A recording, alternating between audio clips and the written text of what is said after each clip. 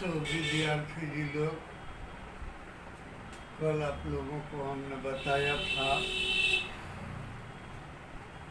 Rare and denser medium तक, और आप लोगों को आज ये भी बता दें कि लेक्चर 1 अर्थात L1 और लेक्चर 2 अर्थात L2 के डिस्क्रिप्शन में इस चैप्टर का नोट्स अंग्रेजी और हिंदी में डाल दिया गया है, आप वहाँ पर देख सकते हैं। अब आगे बताना है रिफ्लेक्शन ऑफ लाइट।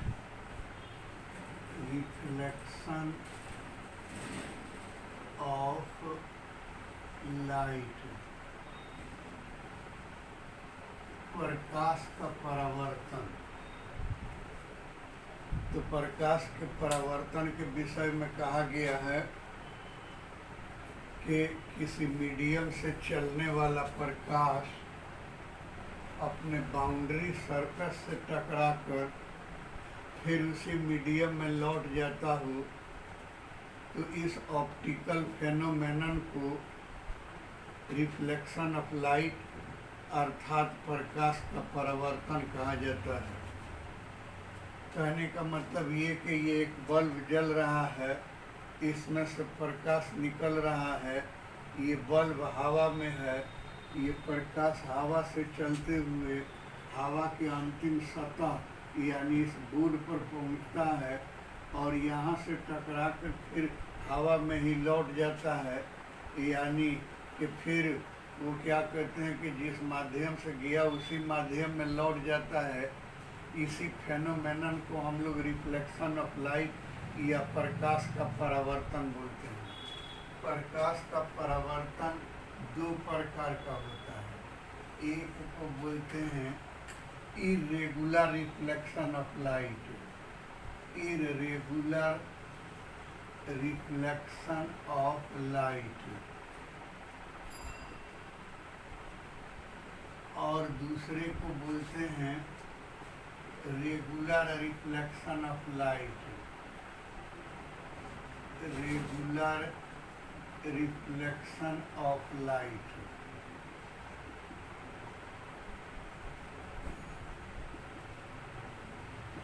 यानी प्रकाश का अनियमित परावर्तन, और ये हो गया प्रकाश का परावर्तन।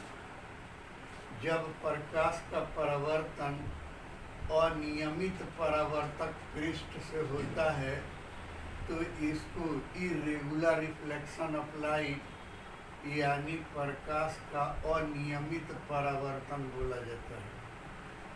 जैसे कि प्रकाश का परावर्तन इस बोर्ड पर भी हो रहा है, इस बोर्ड से प्रकाश का परावर्तन हो रहा है, तो ये सरफेस हाथ फैला करके चला करके देखें तो ये सरफेस काफ़ी स्मूथ और रेगुलर है, और वो ये भी एक परावर्तक पृष्ठ है, लेकिन इस पर हाथ चलावें तो ये खुरदुरा है, रफ है, तो इसको कहते हैं अनियमित परावर्तक पृष्ठ, इरेगुलर रिफ्लेक्टिंग सरफेस, और इसको कहेंगे रेगुलर रिफ्लेक्टिंग सरफेस। तो अगर इस तरह के पृष्ठ से परावर्तन होता है तो इसको इरेगुलर परावर्तन कहा जाता है, और यह प्रकाशीय नियमों का पालन नहीं करता है, यानी प्रकाश के परावर्तन के नियम का पालन नहीं करता है। तो अब क्या हो गया कि ये आपको एक परावर्तक पृष्ठ ले लिया और इसी परावर्तक पृष्ठ को माना कि ऐसे ऊबड़ खाबड़ है, यानी ये अनियमित परावर्तक पृष्ठ है, इरेगुलर रिफ्लेक्टिंग सरफेस है। इस पर प्रकाश आ रहा है और जो है ऐसे चला जा रहा है, इस पर प्रकाश आ रहा है और ऐसे ही चला जा रहा है, इस पर प्रकाश आ रहा है, ऐसे चला जा रहा है, यानी पता नहीं कि कौन प्रकाश की किरण परावर्तित होकर किधर जाएगा। तो इस तरह के परावर्तन को इरेगुलर रिफ्लेक्शन ऑफ लाइट या अनियमित परावर्तन कहा जाता है। और ये बहुत ज़्यादा नहीं पाया जाता है, इसलिए हम लोग इसका स्टडी नहीं करते हैं। स्टडी केवल इसी का करते हैं। इसको रेगुलर रिफ्लेक्शन ऑफ लाइट कहा जाता है और इसी को आप लोग संक्षेप में रिफ्लेक्शन ऑफ लाइट भी बोलते हैं। इसमें क्या है कि ये एक सरफेस होता है, जैसे ये बूढ़ी है या आपको मिरर है, दर्पण है, उसके एक पृष्ठ पर पेंटिंग किया रहता है। ये एक पृष्ठ पर पेंटिंग किया रहता है और क्या है कि इसको हम एक नंबर पृष्ठ मान लेते हैं नीचे वाले को, और ऊपर वाले को 2 नंबर पृष्ठ मान लेते हैं। तो ये एक नंबर को हम लोग क्या बोलते हैं? तो एक नंबर को बोलते हैं non reflecting surface. Non reflecting surface, यानी इसको बोलते हैं अपरावर्तक पृष्ठ। अब ये दूसरा नंबर जो है ऊपर वाले पृष्ठ को बोलते हैं रिफ्लेक्टिंग सरफेस। रिफ्लेक्टिंग सरफेस, परावर्तक पृष्ठ। और यहाँ पर एक पॉइंट ले लिया, पॉइंट नंबर 3 नाम रख दिया इसको। इस 3 नंबर को कहते हैं point of incident. Point of incident यानी आपतन बिंदु। और इस पर ये एक लंबवत रेखा खींच देते हैं, इसको 4 नंबर मान लेते हैं। तो इस 4 को बोलते हैं normal. Normal on point of incident. Point of incident, आपतन बिंदु पर खींचा गया विलंब। और यहाँ से एक किरण इस पर आता है, इस किरण को 5 नंबर नाम रख देते हैं। तो इस 5 नंबर को बोलते हैं इंसिडेंट रे। इंसिडेंट रे बोलते हैं, यानी आपतित किरण बोलते हैं। और यहाँ से एक ऐसे जा रहा है, किरण लौट रहा है, इसको 6 नंबर कर देते हैं। तो ये 6 नंबर को बोलते हैं रिफ्लेक्टेड रे। रिफ्लेक्टेड रे, परावर्तित किरण। आपतित किरण और अभिलंब के बीच का जो ये एंगल है आई से निरूपित करते हैं और इसका नाम 7 रख देते हैं। तो इस 7 नंबर को बोलते हैं angle of incident. Angle of incident. और ये परावर्तित किरण और अभिलंब के बीच में जो एंगल बनता है, इसको नंबर 8 कर देते हैं। R द्वारा निरूपित किया जाता है और इस 8 नंबर को हम लोग कहते हैं angle of reflection. Angle of reflection, परावर्तन का कोण। अर्थात ये हो गया अपरावर्तक पृष्ठ, ये हो गया परावर्तक पृष्ठ, ये हो गया आपतन बिंदु, ये हो गया आपतन बिंदु पर खींचा गया अभिलंब, ये हो गया आपतित किरण, ये परावर्तित किरण, ये आपतन कोण और ये परावर्तन कोण। तो ये परावर्तन का कंपोनेंट सब बता दिया। अब इसके बाद क्या है? Law of reflection. Law of reflection of light, प्रकाश के परावर्तन का नियम। तो प्रकाश के परावर्तन का 2 नियम है। फर्स्ट लॉ, ये तो आप लोग नीचे क्लास में ही पढ़े हुए हैं। फर्स्ट लॉ, तो फर्स्ट लॉ में क्या है कि आप साफ साफ बोलते हैं कि incident ray reflected ray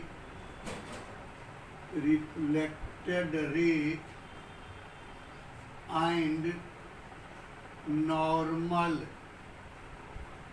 on point of incident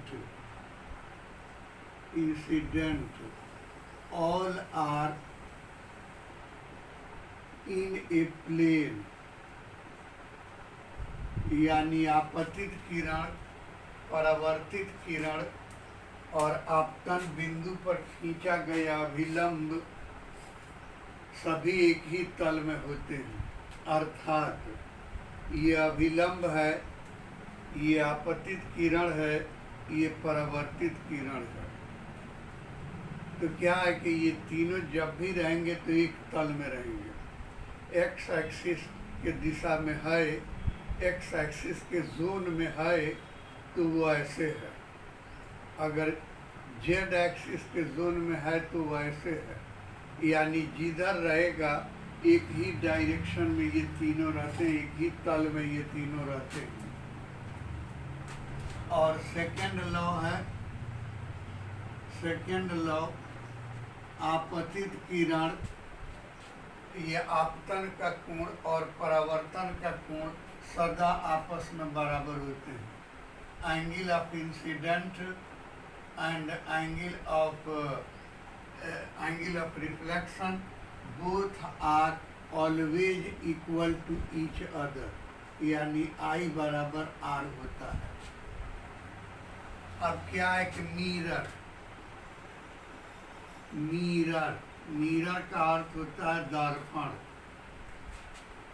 कांच का वह टुकड़ा जिसके एक सरफेस को पेंटिंग करके नॉन रिफ्लेक्टिंग बना दिया जाता है और दूसरे सरफेस को रिफ्लेक्टिंग सरफेस रहने दिया जाता है, उसी को मिरर कहा जाता है। यानी कि मिरर एक डिवाइस है जो प्रायः कांच से बना होता है और इसके एक सरफेस को पेंटिंग करके नॉन रिफ्लेक्टिंग बना दिया जाता है और दूसरे सरफेस को रिफ्लेक्टिंग बना दिया जाता है। ऐसे ही डिवाइस को हम लोग मिरर बोलते हैं।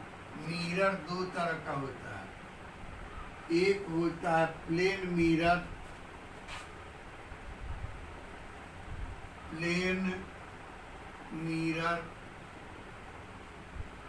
और एक होता है स्फेरिकल मिरर।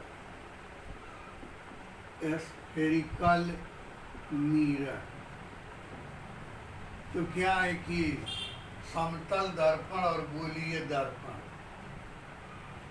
तो समतल दर्पण में क्या है कि वह मिरर जो समतल होता है, प्लेन होता है, जिसका रिफ्लेक्टिंग सरफेस भी प्लेन होता है इस बोर्ड की तरह, उसको प्लेन मिरर कहा जाता है। और गोलीय दर्पण का मतलब कि कांच का एक गोला लिया जाए। ये हमने कांच का एक गोला ले लिया, कांच का एक गोला है और इस गोला पर पेंटिंग कर दिया, ये पेंटिंग कर दिया ऐसे। तो अगर इसको दो पार्ट में बांट दिया, इसको दो पार्ट में बांट दिया तो ये स्फेरिकल मिरर हो गया और ये भी स्फेरिकल मिरर हो गया। आप देख रहे हो कि इसको भी हम दो भाग में बांट दिए, एक के उभरे हुए पृष्ठ पर पेंटिंग कर दिया और एक के डूबे हुए पृष्ठ पर पेंटिंग कर दिया। हालांकि दोनों स्फेरिकल मिरर ही कहलाएंगे, गोलीय दर्पण ही कहलाएंगे, लेकिन इसमें क्या है कि इसको बोलेंगे कनकेव मिरर, कनकेव मिरर, और इसको बोलेंगे कन्वेक्स मिरर। यानी कि वह गोलीय दर्पण जिसके उभरे हुए पृष्ठ पर कलई कर पेंटिंग कर नॉन रिफ्लेक्टिंग सरफेस बना दिया जाता है, और डूबा हुआ पृष्ठ रिफ्लेक्टिंग सरफेस होता है, उसे कनकेव मिरर यानी अवतल दर्पण कहा जाता है। वह स्फेरिकल मिरर जिसके डूबे हुए पृष्ठ पर पेंटिंग करके उसे नॉन रिफ्लेक्टिंग बना दिया जाए और उभरे हुए पृष्ठ को रिफ्लेक्टिंग सरफेस बना दिया जाए, तो ऐसे मिरर को कन्वेक्स मिरर बोलते हैं, यानी उत्तल दर्पण बोलते हैं। अब ये मिरर गोलीय दर्पण का आप लोगों को चाहिए कुछ पॉइंट। जैसे पॉइंट क्या है, तो इसका पॉइंट ये है कि आपको सबसे पहले हम लिख देते हैं पोल, ध्रुव, पोल ऑफ मिरर, मिरर का ध्रुव। तो इसका जो मीन पॉइंट है, मिडिल पॉइंट है, इसी को पोल कहा जाता है। जैसे कि यहाँ पर मिडिल पॉइंट आ गया, इस मिडिल पॉइंट ओ को पोल कहा जाता है, इस मिडिल पॉइंट ओ को पोल कहा जाता है। अर्थात हम ये कहना चाहते हैं कि पूछें कि ये मान लीजिए कि ये बोर्ड एक मिरर है, तो इसका पोल कहाँ है। आप ये हाइपोटेनियस बढ़ा दीजिए, कर्ण बढ़ा दीजिए, ये कर्ण बढ़ा दीजिए, दोनों जाके जिस बिंदु पर कटता है वही पोल हो जाएगा। तो उसी तरह से ये वही कहा कि मिडिल पॉइंट को, मध्य बिंदु को यानी केंद्र को पोल कहा जाता है। तो ये पोल हो गया और ये पोल हो गया गोलीय दर्पण का। अर्थात गोलीय दर्पण के मध्य बिंदु को दर्पण का पोल कहा जाता है। फिर क्या है कि प्रिंसिपल एक्सिस, प्रिंसिपल एक्सिस से पहले आपको बताना चाहेंगे centre of curvature. Centre of curvature को हम लोग बोलते हैं वक्रता केंद्र। तो कोई मिरर जिस खोखले गोले का टुकड़ा होता है, उसी खोखले गोले के केंद्र को मिरर का वक्रता केंद्र बोलते हैं, मिरर का सेंटर ऑफ कर्वेचर बोलते हैं। जैसे आपके सामने ये गोला बनाया, इस गोला का केंद्र ये है, तो यही सी आपको कनकेव मिरर, यहाँ पर जो कनकेव मिरर है उसका सेंटर ऑफ कर्वेचर यानी वक्रता केंद्र कहलाएगा, और इस कन्वेक्स मिरर का भी वक्रता केंद्र यही कहलाएगा। इस प्रकार हम ये कहना चाहते हैं कि मिरर जिस खोखले गोले का टुकड़ा होता है, उस खोखले गोले के केंद्र को मिरर का सेंटर ऑफ कर्वेचर कहा जाता है। एक बात ध्यान देने योग्य बात है कि भाई यहाँ पर आप देख रहे हैं कि कनकेव मिरर का centre of curvature concave mirror के आगे है, यानी रिफ्लेक्टिंग सरफेस के सामने है, और कन्वेक्स मिरर का सेंटर ऑफ कर्वेचर मिरर के पीछे है, यानी नॉन रिफ्लेक्टिंग के पीछे है। फिर क्या है, radius of curvature, radius of curvature यानी वक्रता त्रिज्या। तो वक्रता त्रिज्या के संबंध में मैं ये बोलूं कि मिरर के सेंटर ऑफ कर्वेचर से सरकमफ्रेंस यानी परिधि तक की दूरी रेडियस ऑफ कर्वेचर कहलाता है। और तब कन्वेक्स का रेडियस ऑफ कर्वेचर ये हो गया।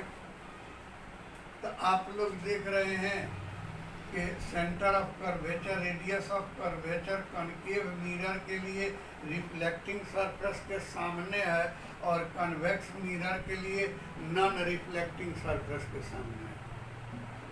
तो आप लोगों को प्रॉब्लम होता है चिन्ह परिपाटी में, कि कौन माइनस में लेंगे और कौन प्लस में लेंगे। ये हम लंबा चौड़ा शर्त तो बहुत है, लेकिन वो सब नहीं बताएंगे। बस आपको इतना कहेंगे कि मिरर में जितना चीज़ मिरर के रिफ्लेक्टिंग सरफेस के सामने है, यानी मिरर के आगे है, वो हो जाएगा निगेटिव, और जो मिरर के पीछे है यानी नॉन रिफ्लेक्टिंग की ओर है, वो हो जाएगा आपको क्या कहते हैं कि पॉजिटिव। तो अब क्या है कि कनकेव मिरर का radius of curvature reflecting surface के सामने यानी मिरर के आगे है, तो ये माइनस हो जाएगा, और कन्वेक्स मिरर के लिए ये रेडियस ऑफ कर्वेचर मिरर के पीछे यानी नॉन रिफ्लेक्टिंग के सामने है, तो वो प्लस हो जाएगा। तो याद रखिए कि कनकेव मिरर का रेडियस ऑफ कर्वेचर सदा निगेटिव और कन्वेक्स मिरर का रेडियस ऑफ कर्वेचर सदा पॉजिटिव होता है। इसके बाद क्या है, तो प्रिंसिपल एक्सिस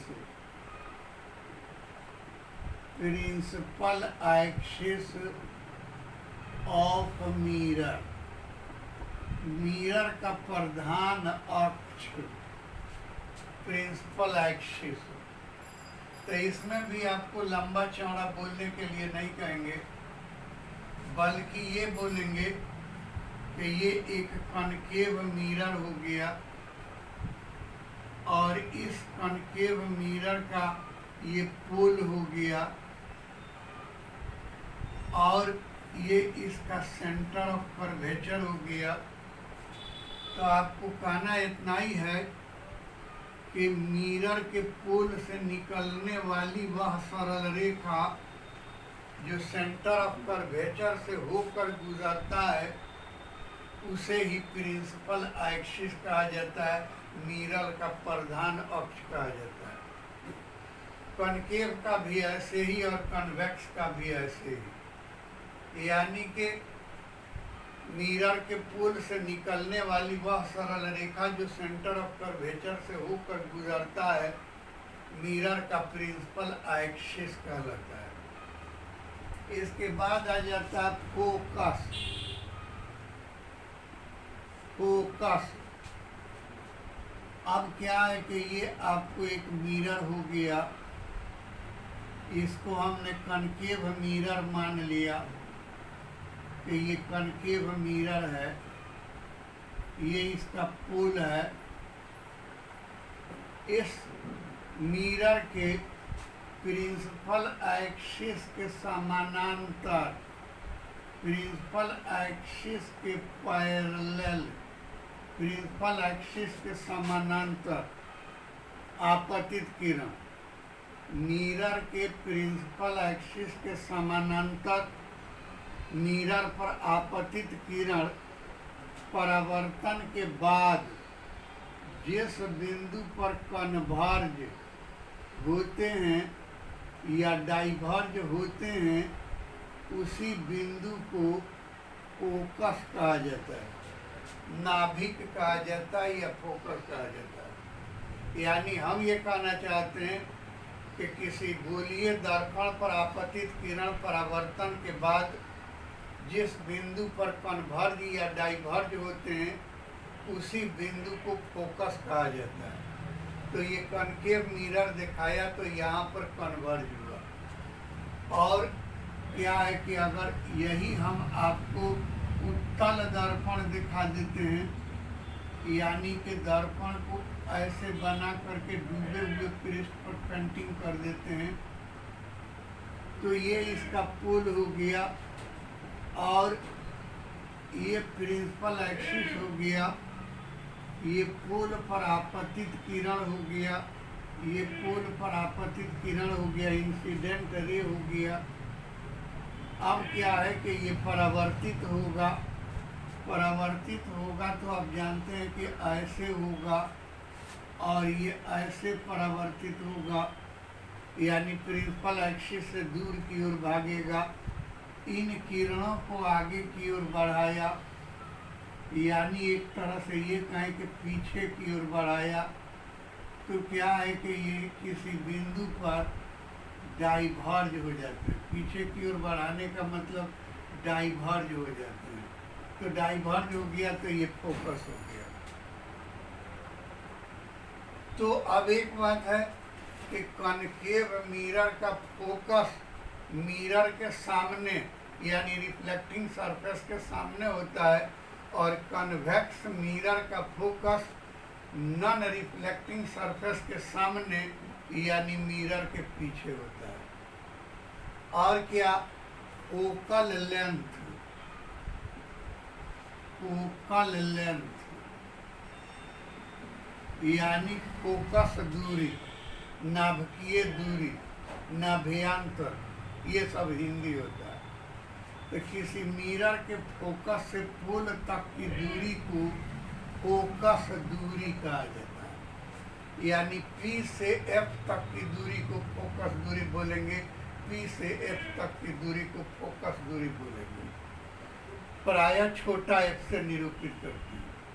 और अभी प्लस माइनस के विषय में बतलाया कि रिफ्लेक्टिंग सरफेस के सामने हो तो वो निगेटिव होगा, और रिफ्लेक्टिंग सरफेस के पीछे नॉन रिफ्लेक्टिंग सरफेस के सामने हो तो पॉजिटिव होगा। तो ये निगेटिव हो गया क्योंकि ये रिफ्लेक्टिंग सरफेस के सामने है, और ये पॉजिटिव हो गया क्योंकि रिफ्लेक्टिंग सरफेस के पीछे है।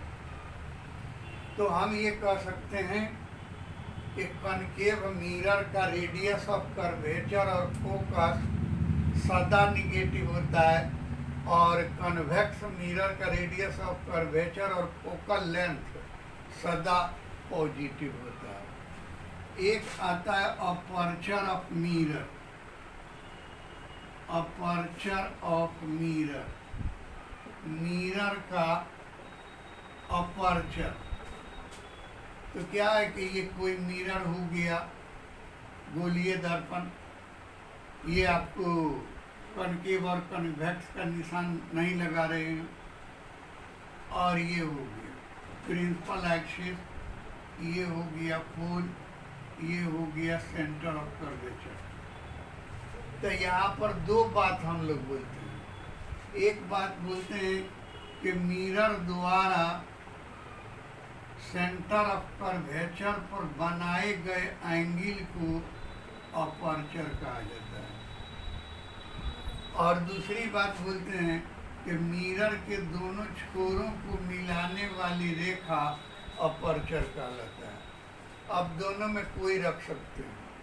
तो आज इतना ही रहने देते हैं, बड़ा बड़ा नहीं करना चाहते हैं, और कल बताएंगे, यानी कि लेक्चर नंबर 4, आज तो 3 हुआ, लेक्चर नंबर 4 में आप लोगों को बताएंगे फॉर्मेशन ऑफ इमेज, यानी कि बताएंगे कि प्लेन मिरर द्वारा प्रतिबिंब कैसे बनता है, ये कॉनकेव द्वारा कैसे बनता है, कन्वेक्स द्वारा कैसे बनता है। और हाँ, एक बात और भी बताएं कि लेक्चर नंबर 1 और 2 के डिस्क्रिप्शन में इस चैप्टर का आपको दे दिया गया है नोट्स। देखिएगा कि वो प्रिंट जो किया है वो साइंस का पढ़ा लिखा तो था नहीं, तो कहीं कहीं कुछ गड़बड़ भी कर दिया है, लेकिन ज़्यादा नहीं, कहीं कहीं कर दिया है। तो उसको भी आप लोग अपने नॉलेज से सुधार लीजिएगा। और आप लोगों को कोई भी प्रॉब्लम हो तो हमारे व्हाट्सएप पर क्वेश्चन भेज दीजिए, या मोबाइल से हमसे बात भी कर लीजिए, तो हम आप लोगों को उस समस्या का समाधान करने का प्रयास करेंगे। मेरा मोबाइल नंबर है 99 392 82 570।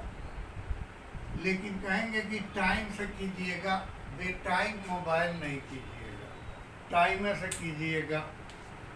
Thank you.